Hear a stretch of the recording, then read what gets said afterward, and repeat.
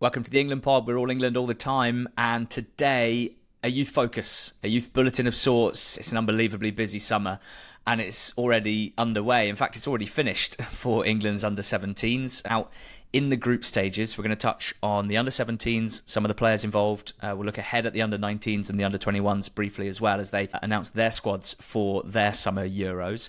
And no one better to do it with than two guys from Scouted Football. Scouted is the place to be for learning about young talent across the globe.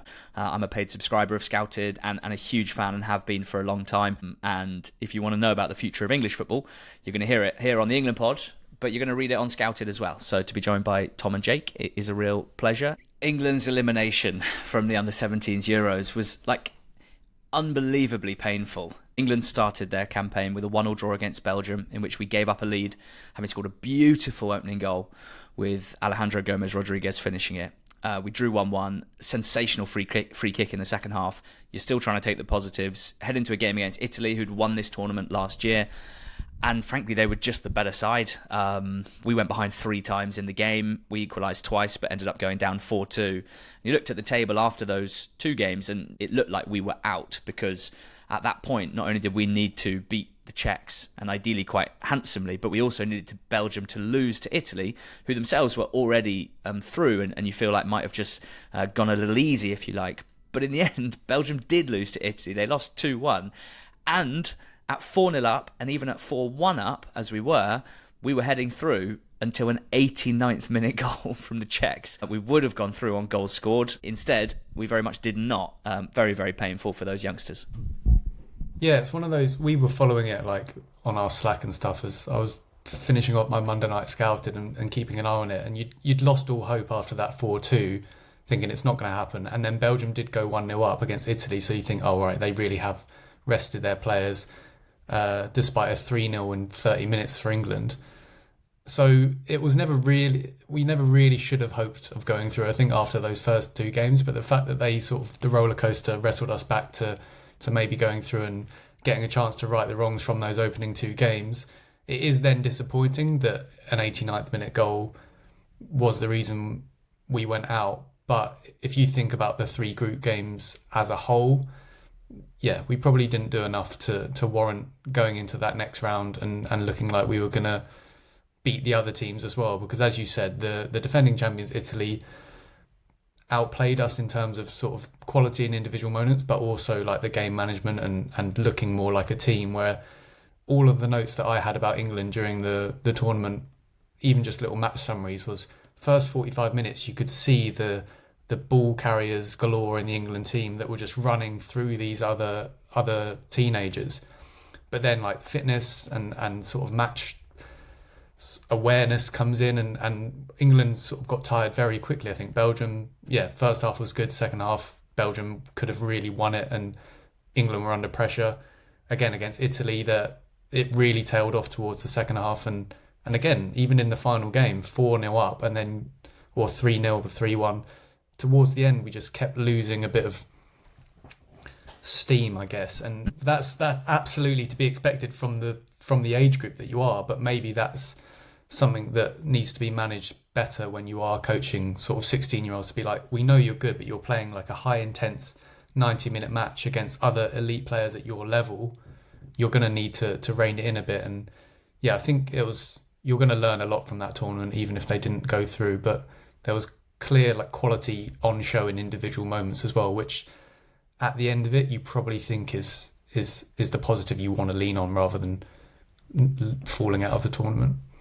For sure, and it felt like the sorts of things that were potentially going to be challenges for this team all more or less played out, as did a lot of the sensational football that we saw, and a lot of the exciting stuff as well. And in particular, I think something that our best Premier League academies are finding difficult is to create scenarios for their centre-backs to actually defend a lot, and specifically defend their box a lot, because they just don't have many of those scenarios or circumstances in the games that they play.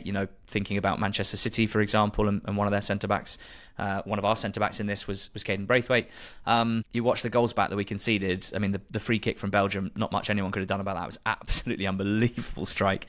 But against Italy, at least 2, if not 3 set-piece situations, and the winning goal as well, a header from a cross. Both Czech goals from set-piece situations. Like, football's not just what you do in attack, and it's not just how technical you are. And these players will learn that when they come to these tournaments, because that was England's great leveller, was that consistently we didn't defend our box very well, and that's what's really tripped us up.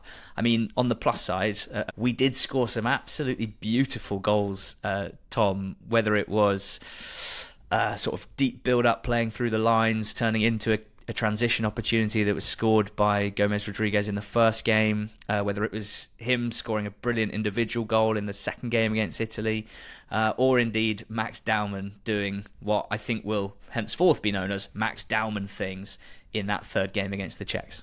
Yeah, and I guess that was, when you look back at the tournament, that's the only things you can think positively about are those individual moments. I think there was, up until the second goal of the final game, the only player who'd scored for England was Alejandro Gomez Rodriguez, and he looks a lovely player, but there were tons of individual bits of brilliance that weren't goals as well. I loved Seth Ridgen's assist for the opening goal. I thought it was lovely. Dowman, like, there's just way too many to note, but the ball carrying on that guy is absurd. We got to see a bit of Finley Gorman in the final game. I think he had some substitute appearances before that, but he started the final game and his passing range was glorious. I think he'll look back quite fondly on that performance. Just lots of little bits of really exciting individualism, but perhaps not from the guys that we went into the tournament expecting it from. Certainly Dowman, but I think there was a lot of talk about England's starting wingers, or the wingers who started the first game, Ryan McAdoo and Rio Ngoma. Both kind of struggled to find their feet in this tournament a little bit. But we did see some good stuff from the guys who eventually came in to replace them. Harry Howell in the final game scored a lovely goal. Another little bit of picked the ball up on the edge of the box, shifted his weight onto his left foot, and he's got a glorious left foot as well. So the technical level of all of these players is really extraordinary. It was the collective level that let them down. I think that's absolutely spot on. I mean, Jake, you're a note taker, as you've already mentioned, during these games. What's the flavour of your notes concerning the performances and the moments provided by Max Dowman? Just to remind listeners and viewers on the YouTube channel as well, that Dowman's over a year younger than everyone else in the England squad. Yeah, well, to be fair, watching him individually, he's obviously incredible, and I almost think he was too good in his own head, and at times I thought he was doing way too much, and he was showing that he could do it, and it's not that he was failing, but there were like carries from receiving the ball in your own half going all the way up to the other pitch, and it was almost, he had that, well, I've done all of that, so I'm going to take the shot. And again, I'm a note taker and also numbers guy, and SofaScore actually did provide, like, it wasn't live in game, but they did retrospective sort of stats from it. And looking back from Dowman, he was like the only player in the tournament in the group stage to have 10 shots and complete 10 dribbles, which is more than 3 a game on an average, which is just insane and speaks to what he was doing on the pitch. Was, I'm going to run through an entire team and I'm going to get the shot away. But then he only actually assisted 2 teammate shots, so 2 key passes, and one of them was that insane assist in the final game. And that was something for me that I was like, if you're going to be the all-conquering player that everyone thinks you are, I think you need to have a bit more trust in people. And I think that was what characterised the England squad, is that it was a lot of incredibly high technical individual players, but there were only perhaps a couple of partnerships. But yeah, the fact that in the Belgium game, in the opener, he basically manhandled a 6'4" 16-year-old that's made his first team debut for Anderlecht in Nathan de Cat, someone that Xiao has been posting about and looking at. He was ragdolling players twice his size and 2 years older than him nearly. So there's no doubt that he's way above physically the level that he needs to be at his age. He's supremely gifted at dribbling. It's not just big ground eating carrying. It's like technical sharp turns, agility, able to maneuver space in the box for those shots. But yeah, you watch him and you think you're tiring yourself out by 55 minutes because you are just doing 80-yard bursts the entire game. And maybe as he plays to a level that's more his standard, he starts to learn about, okay, I don't need to do that run all the time because my teammates are also at my level, but also I'm not going to be able to sustain that for as long because I'm up against good players now. Whereas when you're almost too good, again, you watched like the Lamine Yamal clips from when he was in under 15s and he just keeps running through teams. I know he's doing that a bit in the Champions League at 17, but there is a point where I think you look at it and you think a couple of moments where I know he scored his goal from that impossible angle. A couple of those, he arrived at that situation quite a few times and it's just like, I cut it back there and put it on a plate. But yeah, I think it was the nature of him just being so good that he believes he can do it all by himself, and it looks like he can. But if I was being critical and sort of wanting to see something a bit different, I think, yeah, building on that relationship that he has with Gomez Rodriguez with other players would have been cool to see. Yeah, I mean, Tom, for Arsenal, where he captained the under-18s this season, however many age groups above his actual age group, scored a lot of goals from midfield role. He's that, for those who haven't seen him, he's kind of, he seems to have been dubbed the English Kaka, which I must admit I found quite a strange one, given that Kaka is sort of tall and right-footed and rangy, and Dowman is, to my eyes, when he's left-footed and he plays coming in off the right, if he's not playing centrally, and there's a touch of the Ødegaards about him, albeit to Jake's point, whereas Ødegaard sometimes seems allergic to shooting. Dowman is certainly not that. Well, if and when he starts moving through to Arsenal's first team, some of the more team elements of the game are going to be non-negotiable for him, because quite quickly he won't be able to do what he was doing in this tournament. But to what extent do you think the Arsenal pathway is open for him, given that Saka is a mainstay in the team? It's not like Ødegaard is getting on anytime soon. It's and how quickly should we expect to see him? Because his name's already in the press week in, week out at the moment, but he is only 15. Yeah, it's a really interesting question because there's obviously so many variables at play, and I agree with Jake entirely. My takeaway from Dowman from this tournament, and I know we don't want to be too critical, but I think with Dowman it's kind of a special case because he's clearly so special that the only thing left to talk about are the little cracks and like what could go wrong. And yeah, he does do everything himself because he is that good.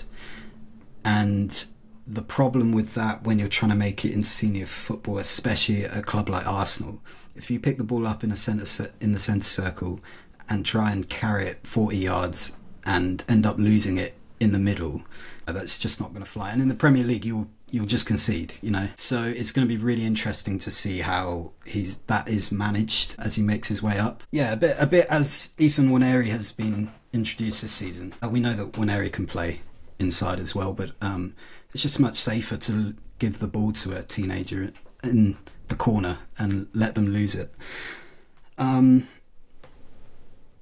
As to how quickly that will happen, it's really hard to say. Miles Lewis-Skelly would not be England's number one left back this season if Riccardo Calafiori had been fit all season. We'll see. Stars have to align. He's certainly good enough to be like in these conversations now. It's not like a hoax. Yeah. But Nwaneri's part of that conversation as well, of course, being someone who's operating in broadly the same areas, Jake. Yeah, that's what I think that's what you have to consider, is that Dowman's either so good that he does actually become the Ødegaard sub, if you will, because the similarities are there, and he probably adds he's probably the new age version of Ødegaard, in which there's a lot of physicality that's dominating. Like a lot of the writing we've done this season about player profiles is, yeah, you might be quality at football, but you need to be an athlete now as well, especially in the Premier League. And that's perhaps Ødegaard's athleticism is his incredible engine, his off-ball pressing. It's not that, but he doesn't carry the ball long distances. So Dowman has that edge in the future, but yeah, he's 15, so he's got a chance to grow into that role. It's just whether you can give minutes to him, Nwaneri, and obviously Saka, who in his ultimate state never misses a minute anyway. So how do you give them all a balance of minutes? But with Arsenal fans wanting them to compete in all 4 trophies, maybe you finally don't play Saka in one of them, and you use Winery and Dowman as the FA Cup and League Cup, and they get minutes that way. But I imagine they'll be playing a lot of UEFA Youth League stuff as well, so he'll be getting minutes well beyond his years. But it'll be pre-season that'll be interesting to see. It looks like he's going to be involved in the squad. That's the reports I've heard, is that Arteta's keen to include him in there. So I think that's where we'll get the first insight into where he will play when he is used. And it might be the case that his only first team appearances for Arsenal next season are in that midfield area, but in games that are less intense than the Premier League and the Champions League. And I think there's a lot to be said for what you guys have talked about in terms of, to have that technical ability and physical attributes as well at his age is absolutely incredible. To be an all-round footballer at the very, very top level, there are other parts to his game that he's going to have to demonstrate that we didn't necessarily see at the under-17s Euros, and he has got so much time to develop those and demonstrate those, and I've no doubt that he'll be able to do that. But there are examples of players, these are the guys that people talk about so much at youth level, like Yamal dribbling through the whole team, Messi dribbling through the whole team, but guys like Ravel Morrison, who you talk to anyone who was at United or watched United when he was of a similar age, and what he was doing in terms of his individual ability to beat players and create and score, that's what is kind of taking people's breath away at this age, and that's the obvious thing to be commenting on. But like with Ravel Morrison, he found out pretty quickly that at senior level that wasn't going to be enough to give him the career at the top of the game that everyone kind of predicted for him. So still such a long way to go, but it was a pretty cool introduction, I think, these Euros, for anyone who was watching Dowman for the first time, because the individual moments of brilliance were jaw-dropping, and capped off with that goal in the third group game, plus the assist for Alejandro Gomez Rodriguez, who I can't wait to talk about, because pre-tournament, you're going through the squad and the name stands out. He's eligible for Venezuela. He's eligible for Portugal as well. But he moved over to England when he was young. He was part of the Eastleigh setup and then into Southampton's academy before being signed by Lyon. And it's a really interesting move, obviously, for a young player to make. And, seems to have paid off, well, at least so far so good, in that he's already made his Lyon debut, and which again makes him stand out amongst most of his peers at this age group. And he certainly did what was asked of him in this 17s team, Tom. He scored in every single group game, 4 in 3 in total, and some really nice takes in there. Yeah, he was great, and he can do a few different things. I love the first goal. It was a nice team goal, but his role was really important because he dropped deep to play a ball pass, pretty standard striker stuff, and then legged it in the opposite direction into the space that he'd created. He's quite almost stocky in a... Yeah, I wouldn't say quite. Well, for a forward, yeah, he's for a traditional 9. He has that. I think someone said Aguero at some point, Jake. Probably you, yeah. So he's got that kind of low to the ground technicality. But Jake's has been doing a bunch of striker work recently. So I'm really interested to see what he has to say about him. Yeah, what you were saying there is obviously does loads of different stuff, and I think the reason I interjected on the stockiness stuff, because I really think that's his superpower. He looks like a powerful guy for, again, it's weird to say this about 16-year-olds, and you want to be careful, but it was really noticeable how stuck low to the ground he was. The goal against Italy where he twisted the defender twice and got the left foot strike off, again, that was what started me down the... Again, not to say he's going to be as good as Aguero, but I always try and think of those really obvious examples to try and then reverse engineer where their style is going to be and what sort of formations will suit them. And just that ability to wriggle around in the box and get a shot away no matter how much space you have. There was also moments in the Belgium game where, in the particular notes I wrote an extended piece on it, is that a Belgium defender had his arm grabbed, someone else came in to grab his shirt, he batted them both away, got up, fired across goal, and that sort of tenacity is only going to sort of serve him well, because the biggest criticism of luxury youth players, again the ones that you mentioned at the beginning that are in the City Academy from day one, is you never actually get that contact. And so as soon as you play your first men's game and someone's not letting you breathe, how do you deal with that? And what I saw from him in being able to receive back to goal, but those quick, sharp turns, looks like one of those like combo forwards that can, isn't going to be a target man in the sense that you want to fire it into his head, but he can pin a player, roll them, and then has the like explosive burst to win a 5-yard race and get a shot away. And those are the things that really struck out, like the really short, sharp, definitive movements, which, again, for a striker is really fun to watch because just means you can get shots off. Yeah, and look, pretty much every player, and that includes centre-backs in the Premier League, is really quick now. So just being quick. Especially centre-backs. Yeah, you don't have a choice anymore, do you? But it was notable, the first game, the goal that he scored against Belgium, like when the ball is played through, him and one of the centre-backs are practically level, and by the time he takes his shot off, he's about 10 yards in front of him. So he's clearly got a good burst. He showed it as well for the goal that he scored, assisted by Dowman in the final group game.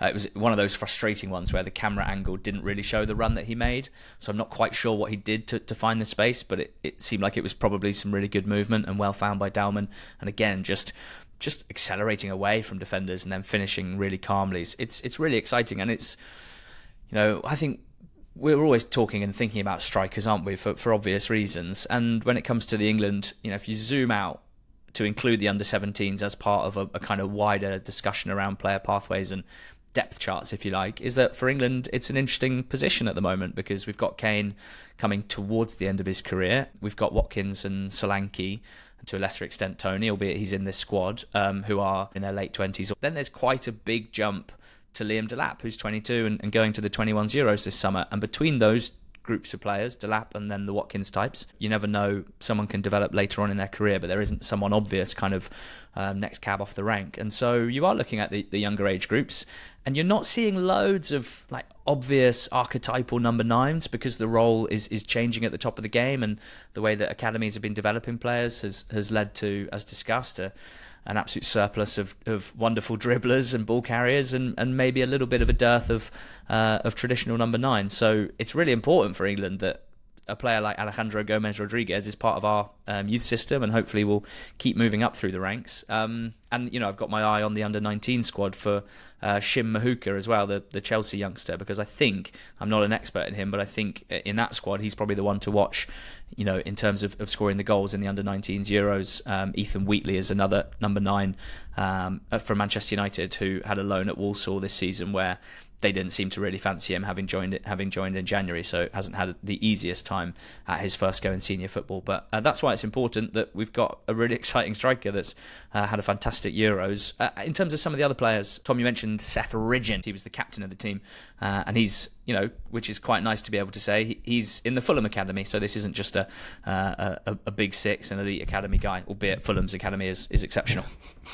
Yeah, and his partner was Louis Page from Leicester City as well, so it's nice to see it to the smaller academies. Yeah, I think Ridgen was not necessarily on our radar coming into the tournament, but became so quite quickly just because of his build. He's quite unusually small. I called him a bulldog.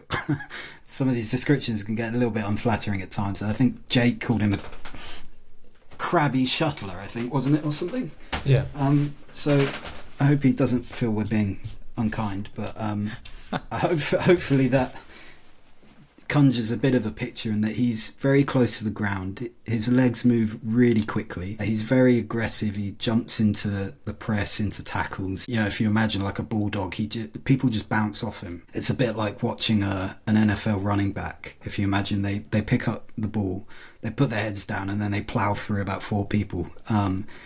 And he did that a couple of notable times. And that's not to say he's like technically inept either. He's, like I said, played a really nice through ball for England's opening goal. Some of his technicality waned a little bit as we went into the tournament. Playing 3 games in the span of a few days is tiring, and he did become a little bit of a yellow card magnet. He would have missed the semi-final had England gone through, I believe, just because he's so eager to jump into things. But overall, like a really interesting player just because of how different he is. And I guess the worry would be that there's not many profiles like that playing in senior football at the moment, so you do wonder where he fits. But that can also play to players' advantage, you know. So an interesting one to keep an eye on. Yeah, he's manager's dream player because he does all your hard work. It's probably why he's captain. Like the bulldog thing calls to the actual game bulldog as well, just running up and down, shuttle runs. That's why I called him Shuttler. And then in terms of profile, he's the sort of player that will get minutes at right back in certain teams, because you won't want to put him in centre midfield just yet, but he's got all the attributes. And in a similar way, again, if you want just like contemporary, really obvious comparisons, like Ryan Yates at Forest, Tyler Adams at Bournemouth, and even like Caicedo. In terms of what they do in their teams, again, this isn't to say that he's getting to all of those levels, but to give you reference points of when I was watching it, what I saw him potentially being able to do. Like Caicedo and Adams literally just broke up games for Chelsea and Bournemouth respectively this season, and just put in a lot of work off the ball. And to me, Ridgen, as you said, Tom, like he is technically very, very good, but as you scale, when you're going to be compared to people like Dowman that we've mentioned, your strength becomes the bit that isn't so related on the technical stuff. And as he develops, he'll probably lean more into that shuttling run off ball profile more, because that's what his strength is. But he's clearly a good footballer. It's just that I think those are the stuff that he's going to lean into more.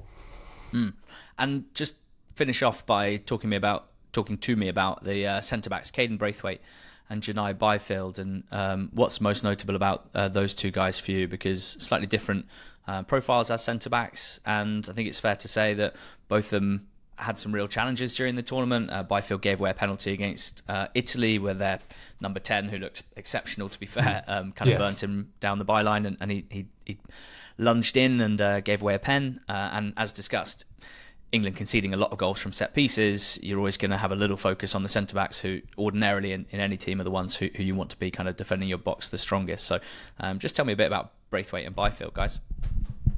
Yeah, it was a bit of a strange tournament, especially for Janai Byfield, because I thought they came out of the first game as the brightest spots, or certainly with the ball. I thought they were both excellent. Jake and I were immediately excited by Kane Braithwaite's passing off his left foot. Is just like he will hit a crossfield ball, you know, on a sixpence, just beautifully weighted. A clip went viral of Max Dowman bringing one down, like, you know, in the Neymar Desiree Doué little skip, and that was off Braithwaite's left foot from centre half. You know, it was a pretty incredible pass, and he did that all tournament. And his like flat passing into midfield was pretty good as well. And in the first game, that was really nicely complemented by Janai Byfield, who looked much more of a carrier. And they started, as you said, at centre back together. Byfield has a really nice, like, he will step into midfield, take one of those heavy touches that just pushes it past the press, confident at like driving towards opposition lines before releasing. But then in the second game, he was relegated to right back, and I think it was Malachi Hardy that came in. And as you said, got rinsed a couple of times in 1v1s and eventually gave away a pretty desperate penalty. And then he was dropped for the final game. So that was a bit, I guess, disappointing, just to see that.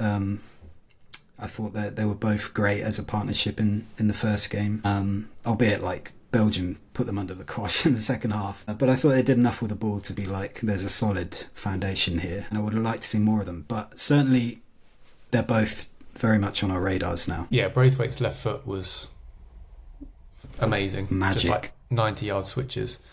And then, yeah, Byfield moving across to right back. It was the thing I said about like body contact. Like, ever since Lewis Skelly broke in and seems to master it using his body, and Kiel wrote loads of stuff on that, I've now been sort of laser focused on that.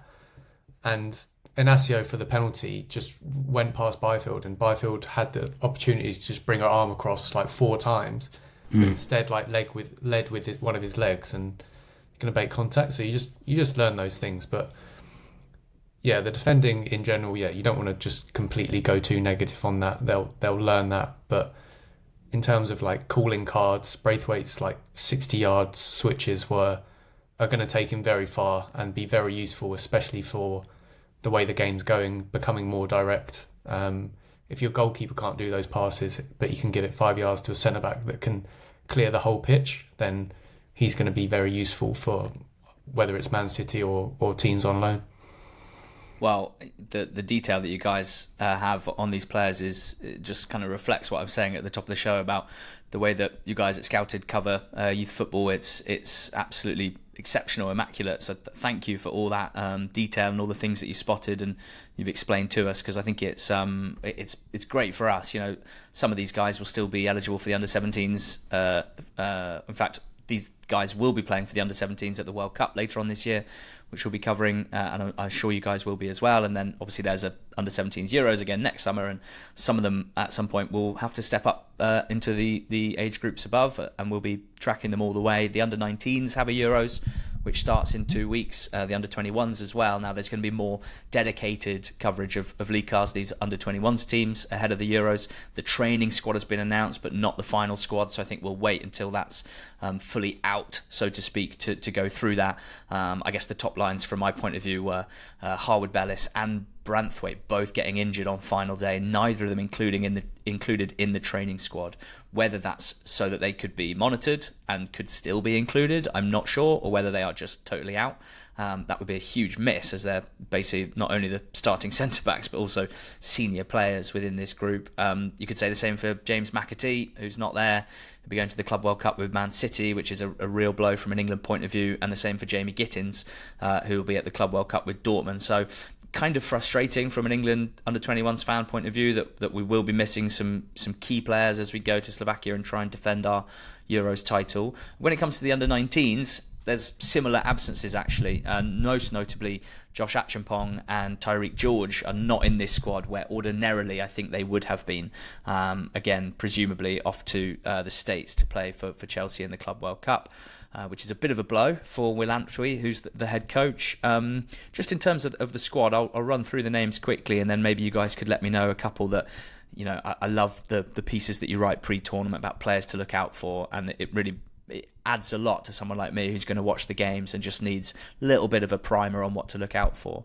We've got in goal, the three keepers are Finlay Herrick of West Ham, Tommy Setford of Arsenal, and Matty Young of Sunderland, who had a great loan at Salford City in League 2 this season. The defenders are Zach Abbott of Forest, Joe Johnson of Luton, Caleb Porha of Palace, Jayden Magoma of Brentford, who was on loan in the Championship with Preston this season, Stephen Mfuni of Man City, Harrison Murray Campbell of Chelsea, and Tristan Rowe of Villa. Midfield, as has been announced by England, is Tyler Dibbling of Saints, Keanu Dyer of Chelsea, Josh King of Fulham, Lewis Miley of Newcastle United, and Chris Rigg of Sunderland.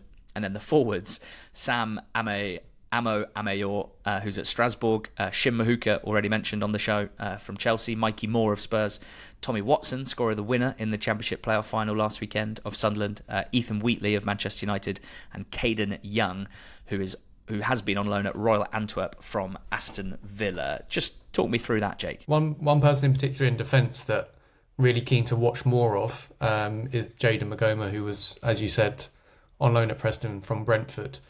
I put him in. I do a thing that's like purely based on like numbers, called like the Scouted Squad. That's like the fascinating players in a particular division, and I put him in for the Championship one mainly because he just seemed to be a really dribbly fullback, a ball carrier, and then when you realise that he's on loan from Brentford, he pretty much strikes me as someone that was signed as a Rico Henry regen, if you will.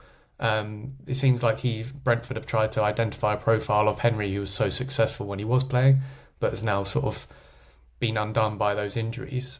So I'm looking forward to see that. And then when he was signed by Brentford, Xiao, again, who had written about him in the Under-17 World Cup, had said that he was like timed his movements from deep really well going forward, comfy playing in the tighter areas. So if he starts at left back as well, looking forward to watch him. I think Dibbling is the standout name based on what he did at Southampton, especially in the first half of the season. Ball carrying, foul winning magnet, not too dissimilar to Dowman, I think, in the way that you might see him play.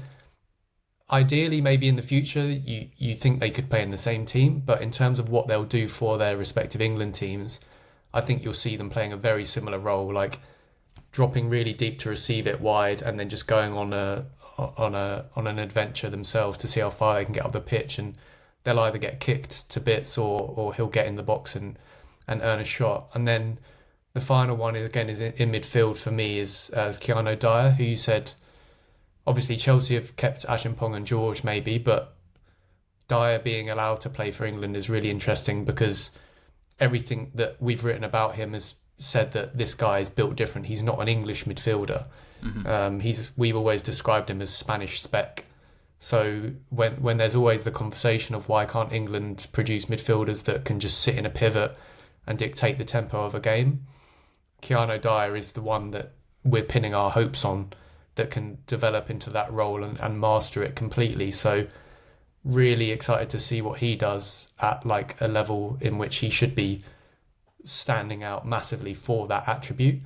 And then again, surrounded by a lot of the sort of modern ball carrying, dribbling, ground eating players. So yeah, he'll stick out like a sore thumb for being completely different profile and hopefully the quality of what he does as well. Tom, I mean, it's a busy summer for you guys because you are so dedicated to covering youth football, and that means these sorts of tournaments. I know because I am and have been for a long time a paid subscriber of Scouted and hoover all of it up, but like the dedication that you guys put into this is not something that should be sniffed at. And as I think has been made clear, this isn't the case of you guys just hyping up young players in order to benefit from hyping up young players, but actually the way in which you guys are focusing more broadly on trends within youth football and pathways and what makes it at senior level as well, which of course is the real quiz for young players, is actually building a proper senior career and doing it at that level. It must take a huge amount of work. So tell me what the summer holds. Coffee and not much sleep, I'd imagine, is the secret ingredient. Now, obviously, we'll be covering the two youth tournaments in June. Doing a lot of transfer stuff and trying to hit the beats of where other bigger publications won't. So last summer we started doing what we called emergency broadcasts, which was just when a player moved that we felt people weren't going to find particularly good information on or dedicated information on from some of the bigger outlets, we'd try and jump in and fill that gap. So I think of things like Malik Yalkoye to Brighton, for example. So if you're interested in moves like that, we'll do our best to keep you covered. And if you'd like to hear us describe more 16-year-old footballers as crabs and bulldogs and stuff, that's our bread and butter apparently. Yeah, I mean, Scouted Football on all social platforms, but also the site is Scouted Football, but spelled ftbl.com. Yes. If anyone's going straight URL there. But well, guys, I'm so delighted that you're able to join me for this episode, and I've really enjoyed our discussion, and I hope that it could be the first of many in the future, because we are still having to prove ourselves with this stuff, but as we keep telling people, we're all England all the time, and that means covering the younger age groups as well, and I think there's real value in us doing that, and I hope that the listeners have enjoyed the episodes that we've done so far. You guys have both added a lot to it. So Jake, Tom, thank you very much for joining me. Thank you, Ali. Absolute pleasure.